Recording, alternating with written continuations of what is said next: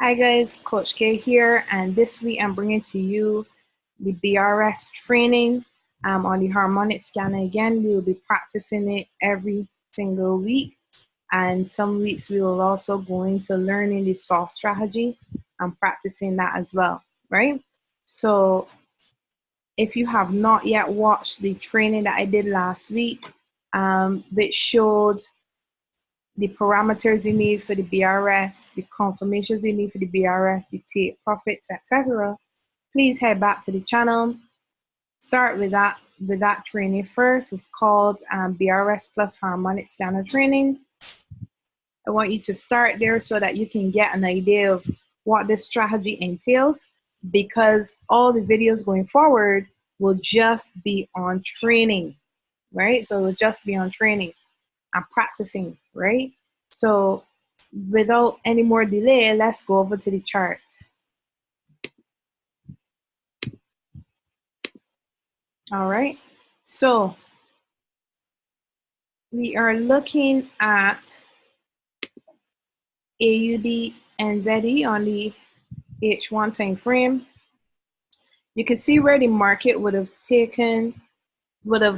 came below the entry point of what the harmonic scanner is, of what the harmonic scanner was telling us to get in at, right? So it's below entry, but the harmonic scanner is called a buy. So what do we need now to confirm when we should get into this trade? Presently, we have that the candles are touching the bottom of the Bollinger Bands, right, consistently. The RSI is actually showing oversold, right? So let me just put this here. But the stochastic has not come to the oversold areas yet. So what we want to look for, we want to look for this blue line to come to either touch the oversold or come under the oversold and start to bend towards the red, right? So right now, this trade is not ready for us as yet. I would say that a little patience and we should be able to see the stochastic come to the area where we would then take the trade. So again, don't rush the opportunity, let the opportunity come to you, and just wait for this trade to give you the entry. All right. So let's look for some more opportunities. Great. No, this is Euro USD on the harmonic scanner, right? H1. As you can see, it came out and it actually hit stop loss if you were only taking the harmonic scanner trade. Now, the benefit of the Bollinger Bands is that you don't necessarily have to enter the harmonic scanner trade at the entry. You will wait until you know for sure the trade is preparing to turn, right? So that's the benefit of the BRS strategy. Now, let's add some lines here to see. Okay, so we were here at the D, and I just want to show you on the D, right? If you would have entered this trade on the harmonic scanner, then this trade was actually not ready to be taken. The RSI was still under the overbought. The stochastic was still under the overbought, so this trade was not ready, right? Although it was at the top of the Bollinger Bands. So let's take it across now and have a look, right? So on the next candle, the RSI was showing overbought, still close outside of the Bollinger Bands, and the stochastic is also showing overbought, right? Now, a couple of things you could have done here. The first thing is that at this point, the stochastic did not actually bend. If you really look here, it didn't actually bend. It only started to bend straight across. It only actually started to bend around here, so shortly after that last candle, right? So for me personally, I would have entered the trade here, and I would have set a 20 pip stop loss, right? Or a 30 pip stop loss. But at the same time,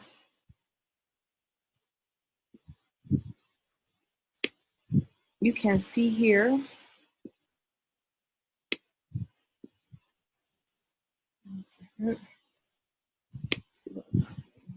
right? So you can see here, for example, the stochastic actually turned and almost touched the red. So this was perfect entry here for me, right? So we would have went up a little bit. I would have set like recently I've been setting 30 pip stop losses, but you could see here that you would have entered this trade, and if you had entered the 30 pip stop loss, you would still be good. So my advice is, when you're testing the BRS strategy, you need to look and see what is coming, right?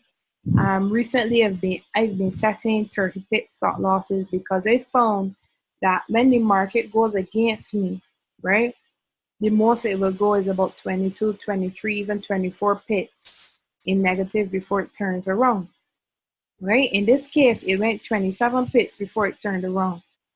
So I set a 30 pip stop loss to give the market some room, because remember, you don't want to put the stop loss too close to your entry, because then you're not giving the trade any space to breathe, right? Remember, you have things like spreads to take into accountability.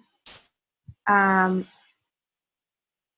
you have spreads, you have different things that would affect the market and cause it to still continue to go up. So my advice is, especially on the 1 hour time frame, is to use a 30 pip. I know some persons are using 20 pips, but you can use a 30 pip, give yourself some room. So in this case, you would have been good, right? And we would have caught the 10 pips, because we would have entered around here, and we would have caught the 10 pips and came out of the market. We would have just had to wait about 2 hours before the sell actually commenced, right? Using a 30 pip stop loss. So I'm just gonna write it up here so that you know.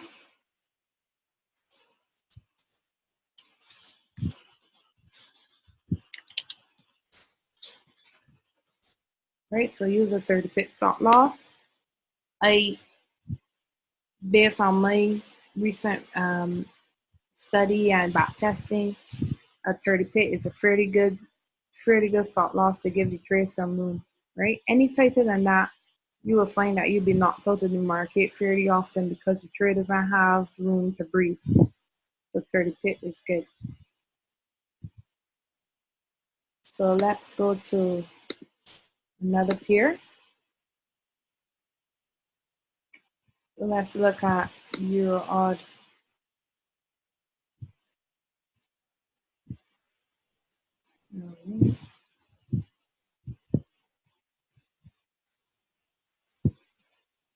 So Euro odd for me, if you just follow my cursor, as much as RSI was showing oversold and the stochastic was showing oversold, the blue line of the stochastic was actually on top of the red line. Remember, we want it to be under the red line, so I would not have entered this trade here at all. The blue line of the stochastic will continue to be on top of the red line, so this would not have been a good trade for me. However, if you scroll further down, because I know some of you tend to ask me if it's wise to enter a trade after it's past the D, and my response to you is often once you see the opportunity, you can enter. So if you scroll a bit further down, you will notice that after this massive sell here, that the candles have closed outside the Bollinger Bands, right? So let's put some vertical lines in.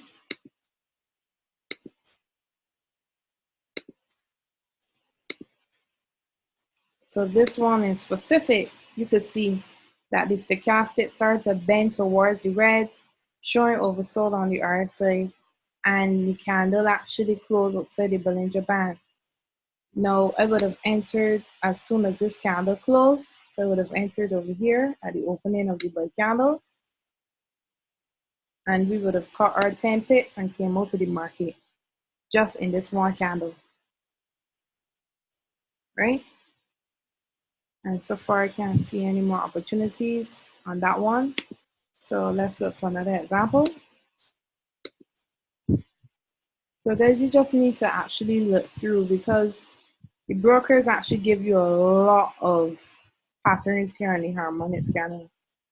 And you don't necessarily always have to look for the candle at the D, because sometimes, even although the candle is at the D, the trade is not ready because the indicators have not lined up, right? So, and if the trade has already gone past, doesn't mean that it can't give you the opportunity for a trade to be taken,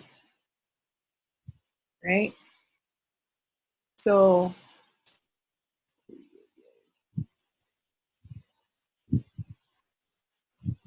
straight up mess.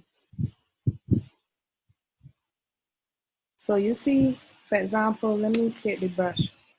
You see all of this? For me, that's a no. I won't be getting any trade there. You see this? I won't be getting any trade there either, because it's squeeze. It's like a tweezer. It squeezes like a tweezer, and you don't want to get into trades where you can't tell what is really happening and it's squeezing so much. It, for me, is not good enough um reason for me to get into trade. So I won't get into this entire trade going up here, would not have gotten into that, right? It was just squeezing too much at the top here and even at the bottom, right? So let's continue to look, right? So you can see even here that the stochastic was not showing overbought, although the RSI and the Bollinger Bands were showing overbought. So that would not have been a good entry. However, about here, right here, so let me just put some vertical lines. This would have been a good entry.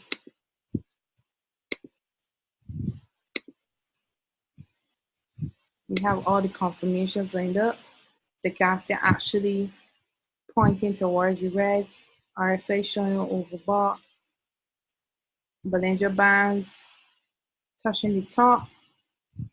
So you could have gotten into this trade for a quick sell. Would we have caught our 10 pips? Yes, we would. Right? We would have caught our 10 pips just in that slight pullback. So these are just things to look out for. I'm gonna do one more example.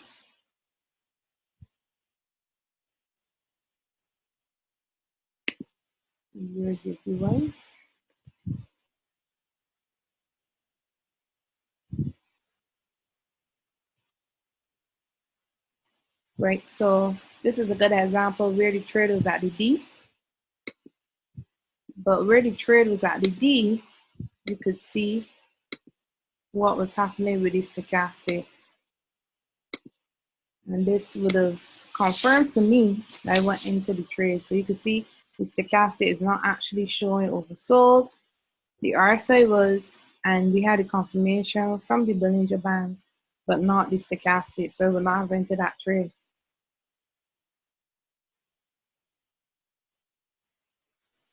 Right, same thing with here. Stochastic was not showing oversold either.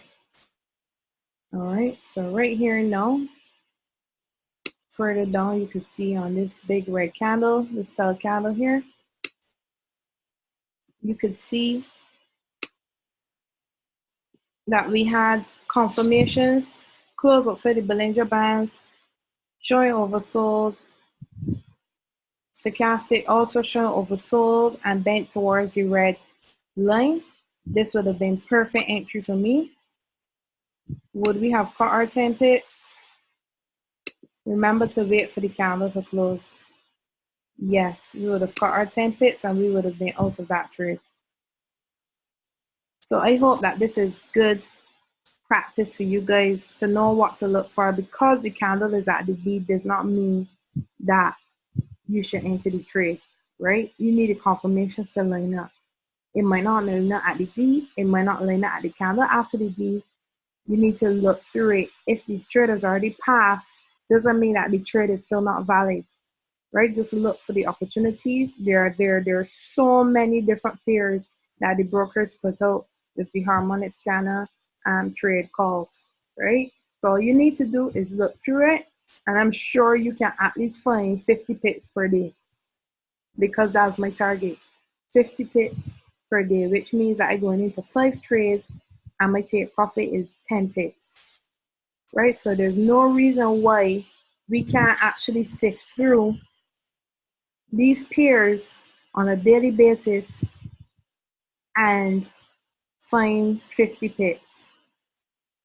All right, so guys, remember we'll drop a video every Monday night around 8:30, and you can look out for it. It will be good practice for you. Share it with your teams, persons that have now joined the business, that are now learning how to trade.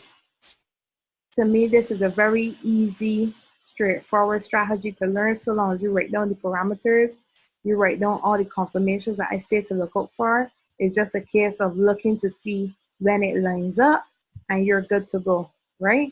So make sure you share this with your teams. Remember to subscribe to my YouTube channel so that every time I drop a video, you can get a notification of it. All right, guys, so thank you for tuning in today, and I will see you next week.